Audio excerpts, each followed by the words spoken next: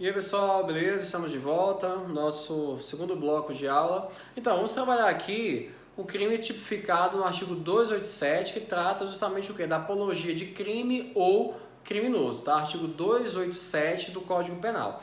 Lembrando, nós temos aí, né, um crime contra a paz pública, logo bem jurídico tutelado, é a paz pública, certo? Quando fala no artigo 287, fala fazer publicamente apologia de fato criminoso ou de autor de crime, pena, detenção de 3 a 6 meses ou multa. Então, da mesma maneira que a incitação ao crime, que nós estudamos no artigo 286, a apologia de crime ou criminoso, certo, constitui um crime de menor potencial ofensivo, tendo em vista que a pena máxima não ultrapassa o patamar de 2 anos, tá? 2 anos, beleza? No que tange a classificação da apologia de crime ou criminoso. Trata-se aí primeiramente de um crime comum, ele pode ser praticado por qualquer pessoa, em que ele não exige, né, uma qualidade específica do sujeito ativo do crime.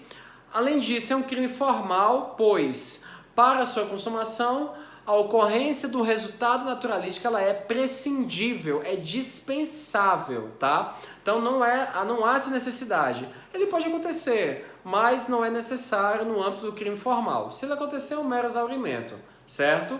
Outro ponto que nós temos aí, como eu falei para vocês na aula anterior, o chamado crime obstáculo. Crime obstáculo. Por quê? Nós temos aí a punição autônoma de atos meramente preparatórios, tá? Outro ponto é um crime de perigo comum, né? Por quê? Isso mexe com a paz pública, gera um perigo comum a toda a sociedade, certo? Em relação ao tipo objetivo, nós temos aí a conduta, né? Quando fala apologia, então fazer publicamente apologia. Então, o que seria essa apologia? A apologia nada mais é que o ato de elogiar, de louvar, enaltecer, exaltar. Então isso é apologia, certo? E quando fala fato criminoso, então se fala fato criminoso, leia-se crime. Então não abrange as contravenções penais. Então da mesma forma que a incitação que nós trabalhamos aí no artigo 286, que lá também só crime, incitação à prática de crime, né? Então não abarca a contravenção penal. Aqui também na apologia de crime ou criminoso, então fala apologia de crime. Então se fala fato criminoso, não abarca as contravenções penais, beleza? Então não abarca as contravenções penais. No que tange autor de crime, olha só, quando fala que o tipo penal, autor de crime, apologia de crime ou criminoso, né? Aí no artigo 287, no caput, fala fazer publicamente apologia de fato criminoso ou de autor de crime. Pessoal, quando fala de autor de crime, leia-se, abarca tanto a autoria, coautoria, como também participação. Então, se eu enalteço alguém que foi partícipe no estupro, no homicídio, então eu pratico a conduta, beleza? Então quando fala autor, né, esse autor envolve tanto aquele que for autor, aquele que fora coautor ou aquele que fora, né, partícipe de uma conduta criminosa, beleza? Então engloba autoria, coautoria e participação, né? Então, vamos lá, se eu tenho aqui uma manifestação favorável ao autor do crime, né? Será que vai configurar o artigo 287, né? Então, quando eu falo em apologia, eu falo do ato de enaltecer, o ato de exaltar, né, aquele sujeito ali que praticou uma conduta criminosa, né? Ponto importante, fazer publicamente essa apologia. Então, essa apologia, ela será direcionada a pessoas indeterminadas, né? Então, é uma apologia pública, então é uma apologia que é direcionada a pessoas indeterminadas. Então isso aí, gente, é muito importante, tá? Anota aí a diferença entre a incitação ao crime e a apologia ao crime. Então a incitação está lá tipificada no artigo 286 do Código Penal e a apologia ao crime está tipificada no artigo 287, que é o crime que nós estamos estudando agora, tá? O que vem a ser incitação? Na incitação eu tenho um estímulo direto à prática de crimes, né? Então o estímulo é direto, pratique homicídio, né? Vá lá, pratica homicídio, pratica estupro, né? Vê uma mulher da rua, você tem que estuprar ela. Vê uma criança, você tem que estuprar. Então eu tô incitando a prática, estou direcionando essa incitação publicamente a pessoas indeterminadas, no local público, né? Não no local privado, certo? E eu estou incitando a prática direta de crimes, beleza? Na apologia, eu tenho um estímulo indireto à prática de crimes, né? Então, a partir do momento que eu passo a enaltecer um fato criminoso, que eu passo a enaltecer um criminoso, um autor, coautor, partícipe de uma conduta criminosa, né? De forma indireta, né? Eu estou estimulando aí a prática de crimes, beleza? Então, na incitação tem um estímulo direto e na apologia eu tenho um estímulo indireto à prática de crimes, beleza? Então isso aí é muito importante, tá? Com relação aos sujeitos, né? Primeiramente, em relação ao sujeito ativo, nós temos um crime comum, né? Como eu falei, qualquer pessoa pode praticar a conduta criminosa. Em relação ao sujeito passivo, da mesma forma que a incitação, a apologia, também nós temos aí um crime vago, tendo em vista que o sujeito passivo é indeterminado, é a coletividade, né? O sujeito passivo, ele não detém personalidade jurídica, a coletividade ela não detém personalidade jurídica, certo? Então por isso eu tenho nesse caso chamado crime vago, tá? Em relação ao elemento subjetivo do crime, tá? Em relação ao elemento subjetivo, crime doloso. Da mesma forma que a incitação, nós temos aqui um crime doloso em que não admite a modalidade culposa, tá? Então não é possível a modalidade culposa da apologia, tá? Consumação. Pessoal, aqui também, da mesma forma que a incitação, nós temos um crime formal, né? Crime formal é aquele em que, para a sua consumação, a ocorrência do resultado naturalístico ela é prescindível, dispensável. Ele pode acontecer, mas não é necessário para a consumação, certo? Então temos aqui um crime formal, tá?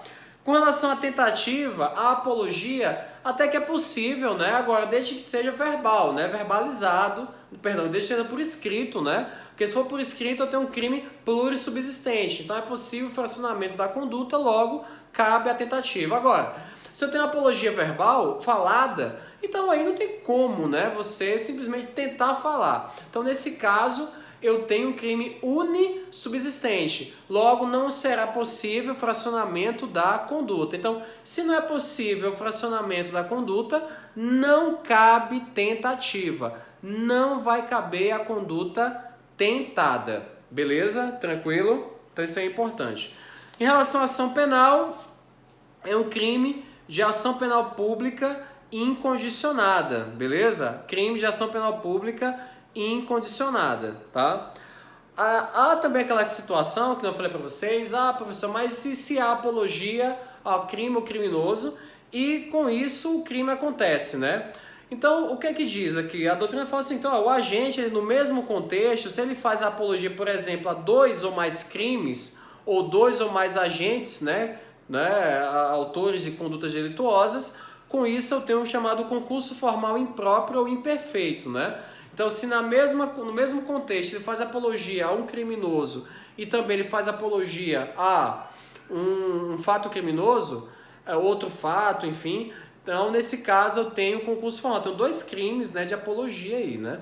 Agora, se o crime acontece, aí tem que analisar se ele, dependendo do contexto, ele pode vir responder como partícipe. Na incitação isso já é mais tranquilo, porque a incitação ela é direta, o estímulo direto à prática da conduta criminosa. Aqui não, o estímulo é indireto.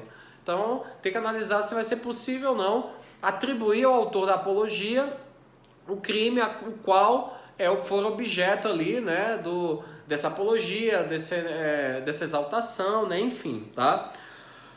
Ponto importante é a Lei de Segurança Nacional, essa é uma observação, anotem aí, observação, Lei de Segurança Nacional, que é a Lei 7.170 de 83, Lei 7.170 de 83, lá no artigo 22, então Lei 7.170, vamos colocar aqui, Lei 7.170 de 83, artigo 22, fala assim, ó, preste atenção, olha o que diz. Fazer em público propaganda, inciso 1, de processos violentos ou ilegais para alteração da ordem política ou social. Aí lá no inciso 4, né, bem, tem vários aqui, inciso 4 fala, aí ó, inciso 2 fala de discriminação racial, de luta pela violência entre as classes sociais, de perseguição religiosa, ó, inciso 3, de guerra. Aí, inciso 4, de qualquer dos crimes previstos nesta lei, detenção de 1 a 4 anos, né? Então aqui nós temos um crime, né, de médio potencial ofensivo, tá? Que é possível suicídio processual e a pena máxima ultrapassa 2 anos. Então é de médio potencial.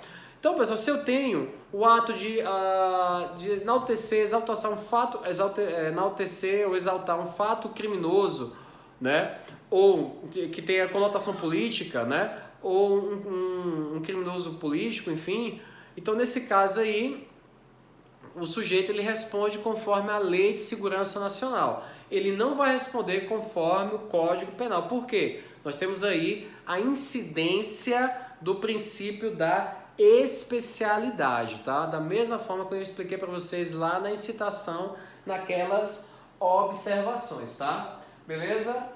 Pessoal, então vamos aí, né, avançando, vamos trabalhar agora a chamada Constituição de Milícia, vamos trabalhar o artigo 288, tá? Que fica mais fácil, artigo 288 do Código Penal, que é um crime, inclusive, que foi trazido, né, que é importantíssimo ele foi trazido pela Lei 12.850, de 2013, né, que é justamente a lei que trata sobre as organizações criminosas, tá?